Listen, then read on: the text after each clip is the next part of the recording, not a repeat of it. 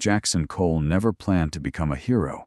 He was just a single father juggling 2 part-time jobs, trying to raise his 6-year-old daughter, Lily, with values that mattered: compassion, respect, and decency. On a chilly Tuesday evening, Jackson stopped by a local grocery store in town after picking up Lily from school. As they were checking out, his eyes wandered to the next lane, where a woman in army fatigues stood flustered, 3 kids huddled close to her. A woman tall, muscular, yet visibly exhausted, was swiping her card again and again declined. The cashier looked on, unimpressed. "I'll just put some things back," she said softly, her voice cracking. Jackson didn't hesitate. "Hey, I've got it." The soldier looked up, startled. "You don't have to. I want to," he said, stepping over. "It's the least I can do for someone who's served." Her eyes watered, and she nodded silently as he swiped his card for her groceries. She mouthed, "Thank you," and quickly guided her kids outside. Jackson never even asked her name. What Jackson didn't know was that the woman he helped was Brigadier General Alexandria Pierce, a decorated war veteran just returning from a confidential international mission. Known in military circles as the Hammer, she commanded thousands, coordinated high-risk special ops, and had stared death in the face more times than she could count. But in that moment at the grocery store, she was just a mother. Her pay had been delayed due to a bureaucratic mess in the Pentagon, and her backup card had been compromised. The humiliation of that scene cut deep, not because of pride, but because of the kids watching her fail. That stranger, the one who helped without hesitation, lingered in her thoughts all week. In a world where people rarely gave without expecting something in return, his act was pure, and it meant everything. Determined to find him, she made a few discreet calls, with access to surveillance footage and some old-fashioned investigative effort. She finally tracked down his name, Jackson Cole. It was a quiet Saturday afternoon when Jackson heard a knock at the door. He opened it to see a black SUV with military plates parked outside and a sharply dressed woman in uniform standing at his door. "Mr. Jackson Cole?" she asked. "Yes." She extended her hand. "Brigadier General Alexandria Pierce, I believe you helped me and my children earlier this week." Jackson blinked. "Oh, wow. I didn't know you were a general." She smirked. "Most people don't." That's the point. They talked. She insisted on repaying him, but he refused. So she offered something better, an invitation. There was a military base open day for families of service members the next week. She wanted him and Lily to come as her personal guests. The event changed everything. Lily got to climb inside helicopters, try on helmets, and eat more ice cream than she should have. Jackson met soldiers who admired Alexandria with almost mythic reverence. And yet she moved among them with humility, always glancing at Jackson with growing admiration. By day's end, their connection had shifted from a kind gesture to something deeper. Weeks passed. Texts turned into calls. Calls turned into dinners. Their kids became fast friends. Jackson found himself drawn to Alexandria's strength, her vulnerability, her quiet humor. And she saw in him a kind of strength not forged in battle, but in patience, love, and simplicity. One evening, while watching the sunset from her porch, she turned to him. "You didn't know who I was, yet you stepped in." He shrugged. "You looked like you needed help. That was enough. Most people wouldn't have. Most people haven't raised a daughter alone." She smiled, placing her hand over his. "You remind me that the real heroes sometimes wear hoodies, not uniforms." They shared their first kiss under the dimming sky, not as a general and a civilian, but as 2 people who met by chance, connected by kindness, and were now ready to walk into something neither expected: love born from respect, service, and serendipity. Jackson Cole had grown used to the rhythm of quiet sacrifice. Life hadn't given him many shortcuts, but he took pride in the path he walked. Once a promising engineering student, he had dropped out of college in his early 20s to care for his wife after her diagnosis. Leukemia, aggressive and cruel. They had been high school sweethearts, inseparable in their dreams and optimism, believing that love was enough to power through any storm. But when the treatments failed and she passed away just 3 years after their daughter Lily was born, Jackson was left to rebuild a life from the wreckage. Just him and his baby girl. Over the years, he had become everything: a father, a mother, a cook, a nurse, and most recently, a janitor at the local high school and a part-time mechanic during weekends. It wasn't glamorous, but it kept the lights on, food on the table, and Lily smiling. This Tuesday evening, after a long day at work and picking up Lily from her after-school reading club, Jackson decided to stop by the neighborhood grocery store. Their pantry was thinning out, and tomorrow's lunchbox was depending on this stop. Lily sat in the shopping cart, swinging her legs, holding onto a box of her favorite mac and cheese, while Jackson carefully checked prices and weighed vegetables with the precision of someone who couldn't afford surprises at the register. He had $52.35 in his bank account and a mental calculator that rarely failed him. As they neared the checkout line, Lily chattered away about a storybook she'd read, something about a talking fox and a magical hill, while Jackson nodded, half distracted, scanning their items and doing a silent tally.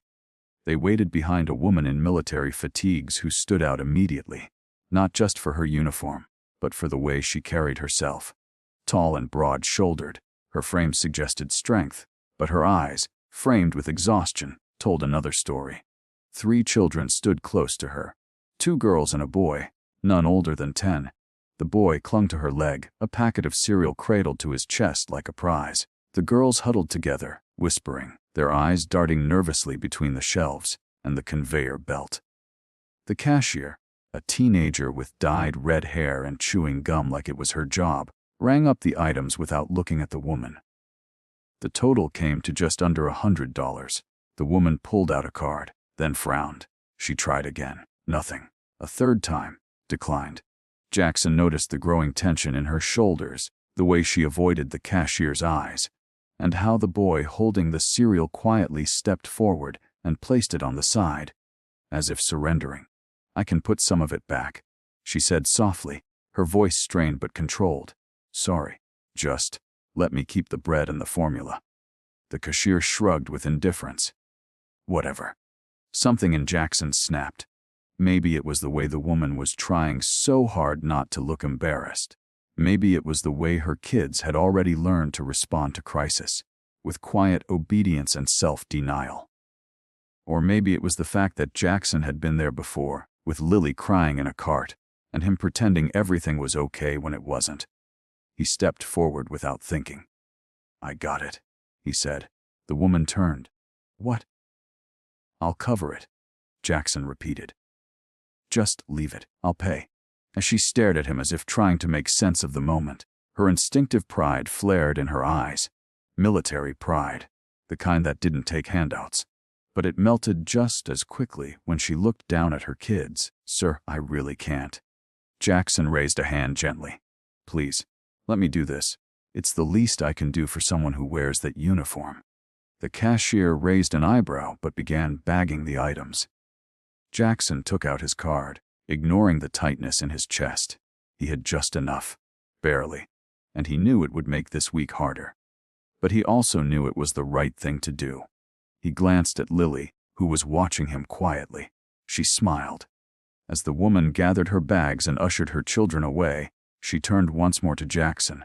Her eyes were glassy, and she looked like she wanted to say more, but all she could manage was a soft, "Thank you." Then she was gone. Jackson didn't even catch her name. Later that night, after Lily had eaten and gone to bed, Jackson sat at the kitchen table, the receipt still in his pocket, and wondered about the soldier. What battles had she seen? What war had she fought overseas or perhaps here, on the home front, against poverty, bureaucracy, or grief? And why did she look so alone despite having 3 children by her side? He brushed the thoughts aside. His act hadn't been for recognition. He didn't expect anything in return. Sometimes, the world needed reminders that people could still be kind. What he didn't know, couldn't possibly know, was who she really was. That night, in a modest rental home on the other side of town, Brigadier General Alexandria Pierce was sitting on the edge of her bed, still in uniform, the tags on her chest catching the soft lamplight. She looked over at her sleeping children, curled up together on a mattress covered in superhero sheets. The groceries were tucked away, dinner had been served, and their bellies were full. But Alexandria couldn't sleep. A general in the U.S. Army, with 3 overseas deployments and countless military honors, Alexandria was no stranger to pressure. She had led platoons in combat zones, made split-second decisions under fire, and negotiated with foreign powers on unstable ground. She was known in command circles as the Hammer for her discipline and authority, but tonight she had felt powerless. Her card had failed due to an internal freeze in her pay, an administrative hiccup after her emergency reassignment, and her secondary account had recently been compromised by identity fraud. She had meant to fix everything upon her return, but life moved fast when you were the sole guardian of 3 young children. After your sister's sudden death, the man at the grocery store, he had stepped in with no agenda, no questions, just compassion. She had seen that rare quality in war zones, but almost never back home. Civilians, in her experience, tended to avoid conflict, to mind their own business. But this man had looked her in the eye and made a choice that restored something in her. A piece of humanity she had started to believe was eroding. She picked up her phone and stared at it. She didn't even know his name, but something about the way he held his daughter, the way he smiled at the kids, genuine, gentle, not performative, had stuck with her. She hadn't felt seen like that in years. Alexandria was many things: soldier, leader, strategist, protector. But under the uniform was a woman who had also lost family, made sacrifices, and spent years building a wall around herself that no one had breached in a long time. She had always relied on her own strength. Tonight, someone else had carried the weight for a moment, and it left a mark. She got up, walked to her desk, and opened her laptop. With her clearance, it wasn't difficult to track down surveillance footage from the store. Something she wouldn't normally use for personal reasons, but tonight felt different. She found him. She paused the video on his face, wrote down the time and date, and began cross-referencing it with local school employment databases. It took her less than 20 minutes to find his name: Jackson Cole, age 34, employed as a custodian at Willow Creek High School, widowed, 1 child, no criminal record. No drama, just a man doing his best. She leaned back in her chair and smiled for the first time in days. Back at home, Jackson checked on Lily one last time before turning in. She slept with her arms around a worn teddy bear, her soft breaths filling the room with rhythm. He closed the door quietly and collapsed onto the couch, too tired to even brush his teeth. He thought again of the soldier and her kids. Would they be okay? Would someone else step in next time? Did they have anyone else? Life had a strange way of bringing people together, often at their most vulnerable moments. Jackson didn't believe in fate, not really, but he believed in choices. Every day was made up of hundreds of small ones, and each one had the power to affect someone else's world. Today, he had made one that cost him $56 and left him short on groceries, but it had also left him feeling something he hadn't felt in a long time: connected, useful, proud. As he drifted off to sleep, he had no idea that across town, a woman in uniform was staring at his name on a screen, wondering how to thank the man who had unknowingly shown her that even heroes sometimes need saving. 3 days had passed since the grocery store encounter, but Alexandria Pierce couldn't push the image of Jackson Cole out of her mind. His kindness had caught her off guard. Clean, swift, and without hesitation. In her world, favors often came with conditions or underlying motives. Rank meant everything, and trust was currency not easily earned. But Jackson hadn't known her name, her title, or her reputation. He saw a woman struggling and he helped. No salute, no protocol. Just empathy in its rawest form. It was the kind of gesture that reminded her of what she had once fought to protect. A country built not on dominance or bureaucracy, but on the quiet strength of its people. The Pentagon's logistics branch had since resolved the mess that froze her account. Her compensation had arrived in full. Back pay, deployment bonus, even hazard differential. She had more than enough money now. But she knew instinctively that a check wouldn't be the appropriate way to repay Jackson Cole. His gift wasn't transactional. It was human, which meant her response had to match the weight of the gesture. She wanted to know more about him, not out of curiosity, but out of something deeper, a sense of responsibility, of connection. He hadn't just bought her groceries. He'd eased a burden she hadn't realized she was carrying until it was lifted. After finding his name and place of work, Alexandria debated her next step. She wasn't a woman who made decisions lightly, and she certainly wasn't impulsive. Every mission she had ever led had been carefully calculated, every movement weighed against consequence. But this wasn't war. This was something personal. Something that, if she was being honest with herself, she hadn't felt in years, a warmth, a spark. It was Friday when she made her move. After dressing her kids for school and dropping them off at the base daycare, she changed out of uniform for the first time in weeks, plain jeans, a simple gray sweater, hair tied back, no insignia, no bars. She looked in the mirror and barely recognized herself. Not General Pierce. Just Alex. Just a woman. She pulled up outside Willow Creek High School just before noon.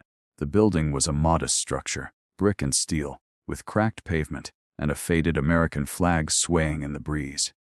She walked in, signed in at the front office, and politely asked for Jackson Cole.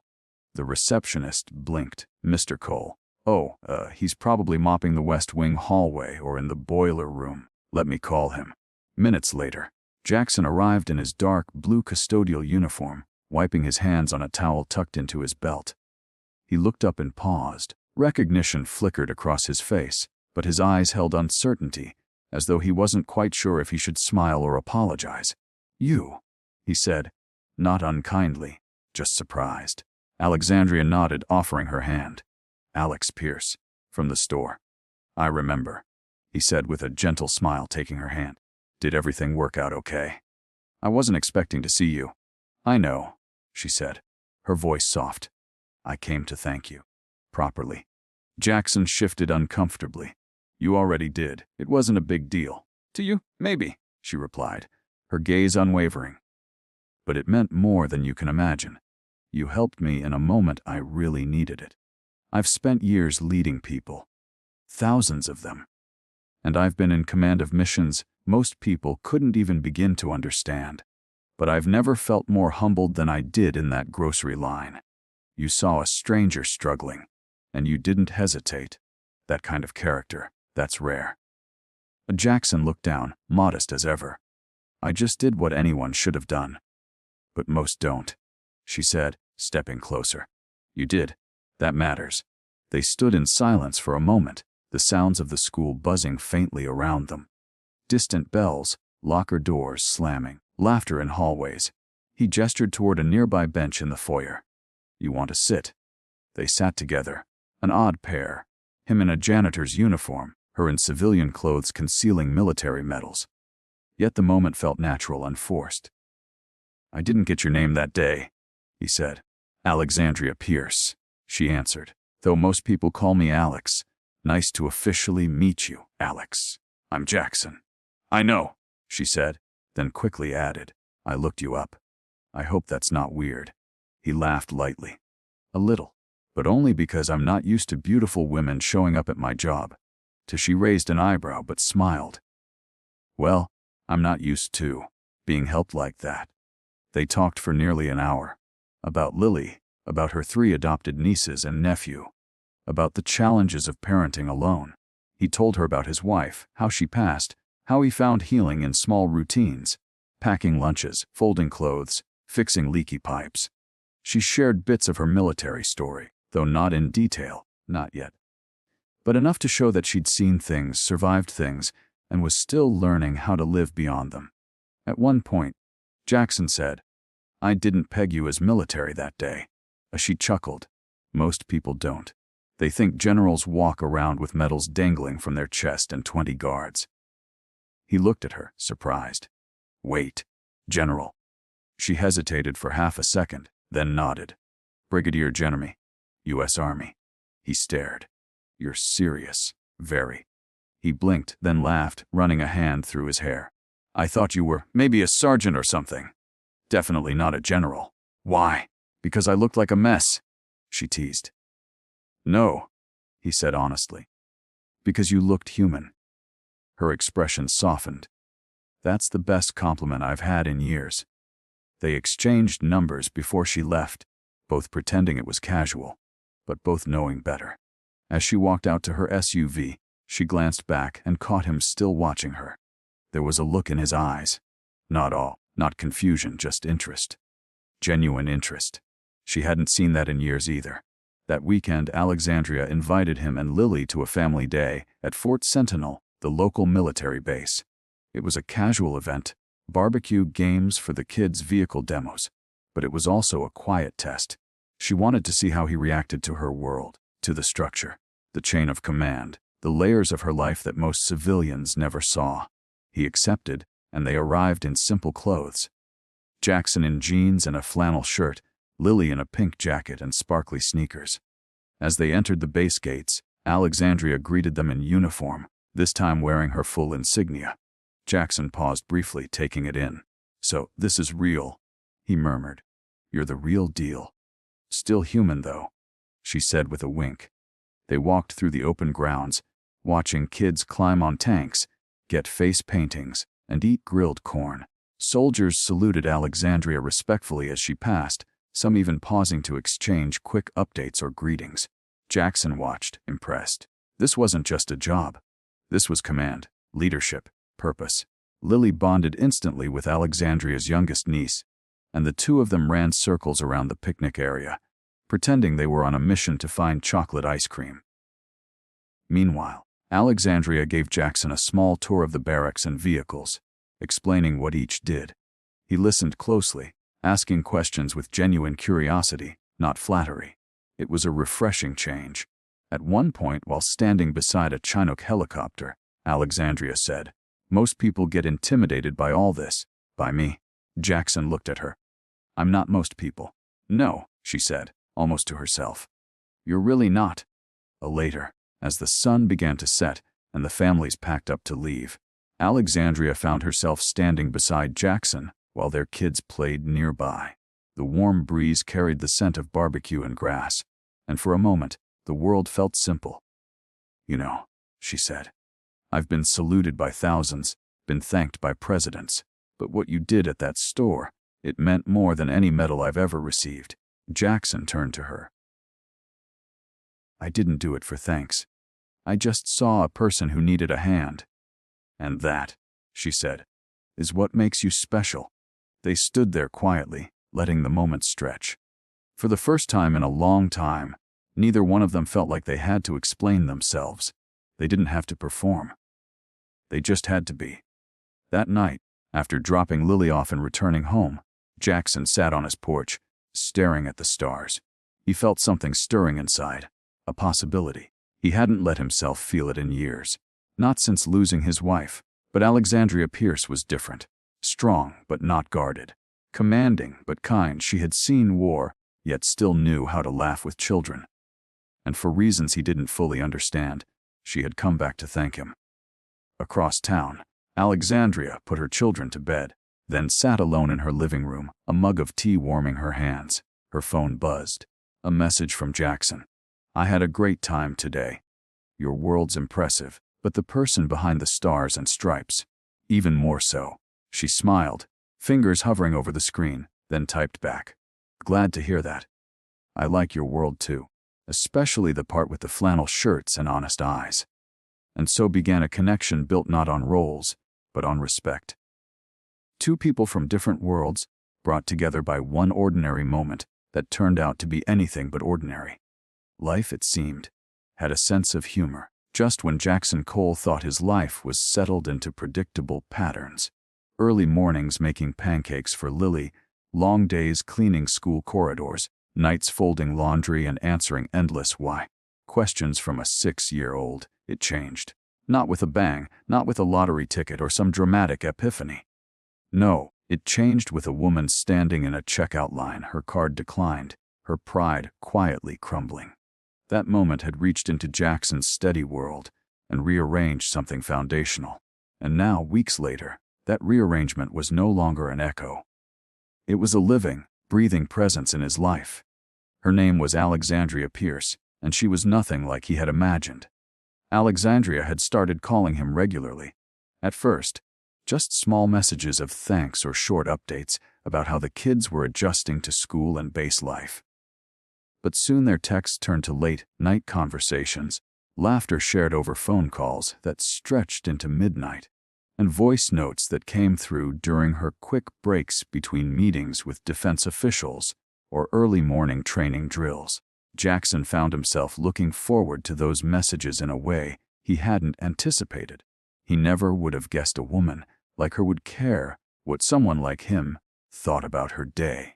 He wasn't used to someone of her stature asking him questions, not out of politeness, but real interest. She asked about Lily's drawings, his thoughts on fixing the old Ford truck he'd been tinkering with, even his views on books he mentioned reading in spare moments. In return, she spoke to him with disarming honesty.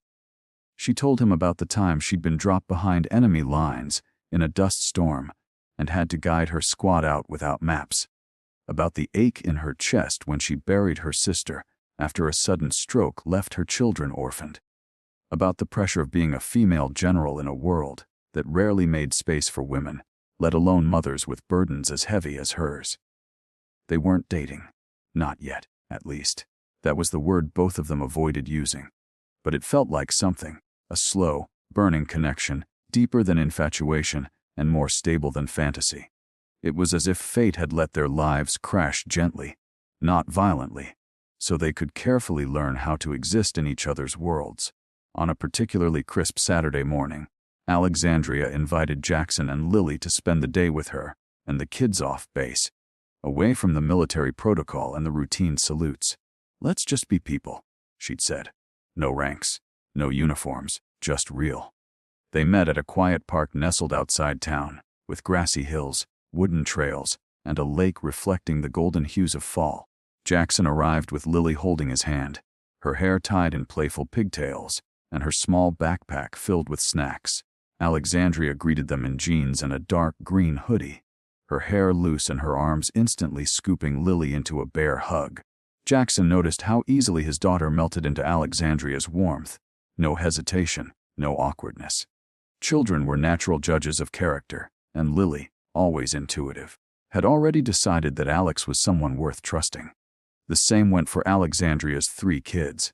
Madison, the oldest at 10, who took on a maternal role far too young. Claire, the mischievous 8-year-old with wild curls and sharper comebacks than most adults, and Ely, a sweet 6-year-old who was still adjusting to the loss of his mother, but seemed to find comfort in Lily's calm energy. They spent the day picnicking, playing tag, skipping rocks on the water's edge. Jackson was surprised at how relaxed Alexandria was away from her commanding life.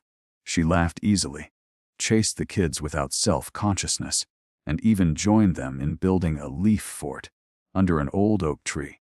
But he also noticed the occasional flicker in her eyes, moments when she'd scan the tree line with practiced alertness or pause mid-laughter, as if expecting an emergency to erupt from nowhere.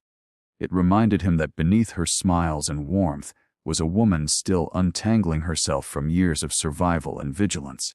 As the kids played in the distance, Jackson and Alexandria sat together on a weathered bench overlooking the lake. The afternoon sun cast a soft glow on the water, and for a while, they just sat in comfortable silence. "You know," she finally said, her voice low, "I used to believe I didn't deserve moments like this." Jackson turned to her, puzzled. "Why would you think that?" She sighed. "Because when you're trained to lead, to fight, to take control, you start to believe that peace isn't meant for you. That it's something you protect for others, not something you're allowed to feel." Jackson considered her words before replying. "Maybe peace isn't something you earn. Maybe it's something you choose, even if it feels foreign." She looked at him, studying his face as if seeing him in a new light. "You always say the simplest things that hit like wisdom. I'm just a janitor," he chuckled. "No," she said firmly. "You're the first man I've met in years who doesn't need to prove anything. And that's rare." He looked at her, unsure of how to respond. Part of him wanted to say something charming, something to deflect the intimacy of the moment, But another part, the part that had been quietly falling for her, just nodded, allowing her words to sit between them like truth. The kids came running back, cheeks red from playing, demanding snacks and water. The spell was broken, but not shattered. The day ended with shared promises to do it again soon, with hugs exchanged and a lingering look between the two adults that said more than words could. A week later, things took an unexpected turn. It started with a news article, a military expose that mentioned Alexandria by name. The piece focused on the challenges faced by high-ranking female officers, and her story was featured as a rare example of excellence under pressure. It included photos of her in combat gear, quotes from top brass, and details of her strategic brilliance in high-risk deployments. The article went viral. Jackson found out through a coworker. He hadn't realized just how well-known she was in national security circles. People referred to her as a tactical genius, a field philosopher, who combined intellect with grit. The article spoke of hostage rescues, international diplomacy missions, and a commendation signed by the president himself. He read the article 3 times. When she called that night, he tried to play it cool. But she sensed the shift in his voice. "You read it," she said. "Yeah, you're kind of a legend." Alexandria groaned. "I hate that article. They made me sound like some military goddess. It's not real. That's just what people want to believe." "I don't know," Jackson replied carefully. "Sounds pretty real to me." There was a pause. "I was worried this might change things," she admitted. "Why?" "Because you know me as a mom with grocery bags and a late credit alert. The media knows me as a warhorse. And those versions don't always mix well." Jackson's voice softened. "Alex, I've seen both versions. I don't need to pick one." She didn't respond right away. But when she did, her voice was thick with emotion. "You make me feel safe in ways I don't know how to explain. You make me want to try," he whispered. That night, Jackson didn't sleep much. Not because he was intimidated by Alexandria's status, but because he finally understood the scale of the storm she walked through daily. She wasn't just balancing motherhood and military. She was balancing an identity split across continents, uniforms, expectations, and trauma. And yet, she still made time to play tag with kids in a park and listen to his stories about leaky pipes. If that wasn't strength, he didn't know what was. The next weekend, something changed. They met again, this time at Jackson's place. Alexandria had dropped the kids at her sister-in-law's for the afternoon, and Lily was at a sleepover. It was just the two of them. Jackson in a dark green Henley, Alexandria in a navy button-up and jeans. He cooked dinner. Nothing fancy, just baked chicken, garlic mashed potatoes, and roasted carrots. But she said it was the best meal she'd had in months. They sat on his couch afterward, a shared blanket across their laps, an old jazz album playing softly in the background. She talked about Afghanistan. He talked about Lily's birth. They drifted into heavier territory: fear, loneliness, forgiveness. At one point, she leaned her head against his shoulder and whispered, "You see parts of me I forgot existed." He kissed the top of her head. That's because they were never lost, just waiting. Then, slowly, their hands found each other. No fireworks. No cinematic music swelling in the background. Just two grown souls, tired and mending, finding refuge in quiet presence. Later that night, when she had left and Jackson stood alone in his living room, he realized he wasn't afraid anymore. Not of her world, not of her strength, not of the future. Because the truth was, her strength didn't overpower him. It didn't eclipse his story. It wrapped around his own like vines on a trellis, supporting, climbing, intertwining. He had helped her once, without knowing who she was. And now she was helping him in ways he hadn't even asked for, rebuilding belief, restoring hope. This wasn't just a slow romance. It was the joining of two lives that had been battle-tested in very different ways, and now, perhaps, were ready for peace. It had been nearly 2 months since Jackson Cole first saw Alexandria Pierce standing at that grocery store checkout line, fumbling with a declined card and surrounded by 3 kids who didn't flinch at scarcity. What began as a simple act of kindness had slowly unfurled into something neither of them expected. a bond that stretched beyond circumstance, one rooted not in chance, but in the quiet gravity of two lives drawn toward healing. Jackson often thought about how little he had known that day, not just who she was, but who he still had the capacity to become. Her presence in his life hadn't overwhelmed him the way he might have feared. Instead, it awakened pieces of him he thought had long gone silent, his capacity to dream again, to believe in the unexpected. Alexandria, too, was changed. The woman known as the Hammer on the battlefield had begun to understand that vulnerability wasn't a crack in her armor. It was the opening through which connection entered. With Jackson, she didn't need to command, to strategize, or to lead. She could simply be. That kind of surrender scared her at first. In war, letting your guard down cost lives. But here, in this fragile new beginning, letting her guard down had returned something precious: hope. They hadn't defined what they were. Not in words, at least. But actions had built the foundation.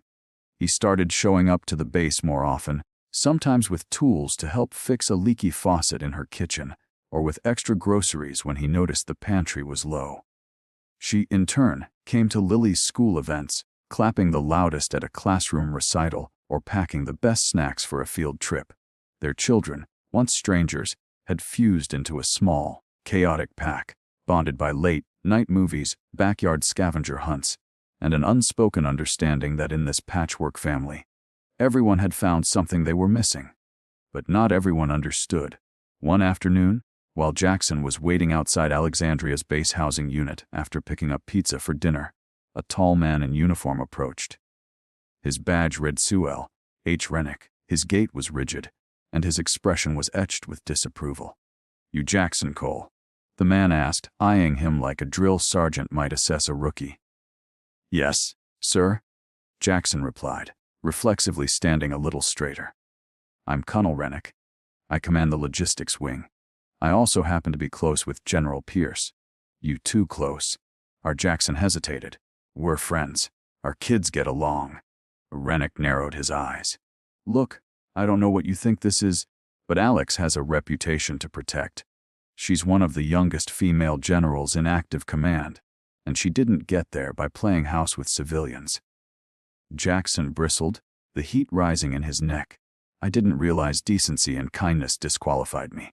"Just be careful," the colonel said, voice low. "The closer you get to someone like her, the more your shortcomings will be amplified." With that, he walked off, leaving Jackson stunned. When Alexandria came out minutes later, laughing and barefoot, holding Ely in one arm and balancing a juice box in the other, she immediately sensed something had changed. "What's wrong?" she asked. Jackson shook his head, forcing a smile. "Nothing. Just thinking." As she stepped closer. "No, you're not. What happened?" He hesitated. He didn't want to ruin the evening. But this woman deserved honesty. "Colonel Rennick came by. Had some things to say. Didn't think I measured up to you." Alexandria's jaw tightened, as a bureaucrat with a narrow mind and a misplaced sense of loyalty. "He wasn't wrong, though," Jackson said quietly. "You're a general. You command hundreds. You carry the weight of national security. And I mop floors and fix alternators. People will always look at us and wonder how this happened." She stepped closer, lowering Ely to the ground, who ran off to join the other kids. "You think I care what they see? I command units, yes. I've planned airlifts, negotiated ceasefires. But none of that matters at the dinner table when Claire's crying over math homework, or when I have to Google how to bake a birthday cake." She took his hand, her grip firm. "You were there when I had nothing. When my kids were watching me fail. You didn't ask who I was. You just helped. That is strength. And I don't care if the whole Pentagon thinks otherwise." Jackson didn't respond with words. He just leaned in and kissed her. A kiss that silenced doubt, one that felt less like a beginning and more like a homecoming. But fate wasn't finished testing them. A week later, Alexandria was called back to D.C. for a 3-week confidential briefing.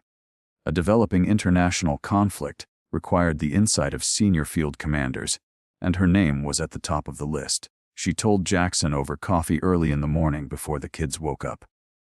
I'll be gone for 21 days, she said, fingers circling the rim of her mug. No phones, no contact, no updates. It's part of the blackout protocol. Jackson nodded, his chest tight.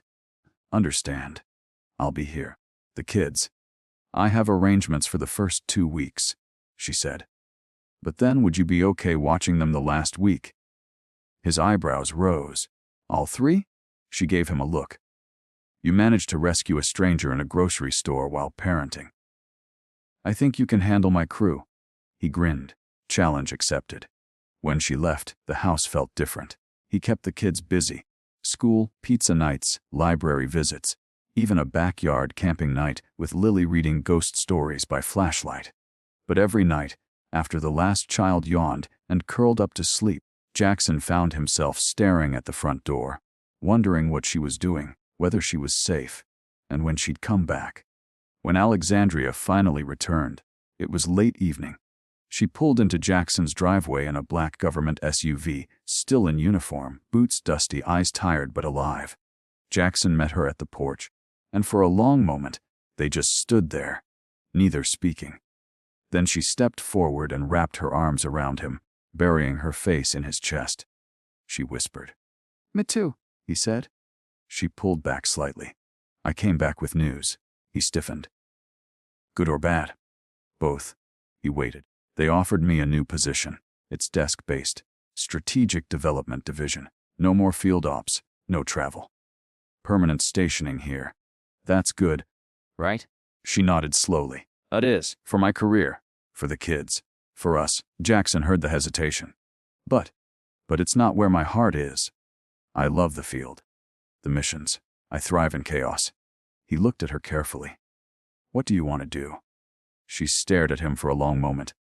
I want to stay. I want to stop running toward purpose and start building something real. I want Sunday mornings and grocery trips without fear. I want a life that doesn't end with me alone in a government-issued apartment wondering if my kids will even know who I was. Jackson took her hands in his. Then let's build it. Together. 6 months later, they stood in a courthouse with 5 children in formal clothes and a judge smiling over his glasses. Alexandria wore a soft blue dress. Jackson had traded his janitor uniform for a dark button-down and khakis. They exchanged simple vows written by hand, with Lily and Claire taking turns crying and giggling from the front row. They didn't invite high-ranking officers or Pentagon officials. Just the people who mattered. A few coworkers, some neighbors, and every teacher from Lily's school who knew how long she had prayed to see her daddy smile again. The reception was held in the high school gymnasium, decorated with string lights, photos of the family, and a table where the first receipt, the crumpled grocery store slip from months ago, sat in a frame with the words, "Where it all began." As they danced under dim lights, Alexandria whispered into Jackson's ear, "I used to think love belonged to other people. And now?" He asked, pulling her close. "Now I know. Love belongs to those brave enough to offer kindness, even when no one's looking." Jackson kissed her forehead, his heart full. Then we're both soldiers in the same fight. And for once, neither of them had to battle alone.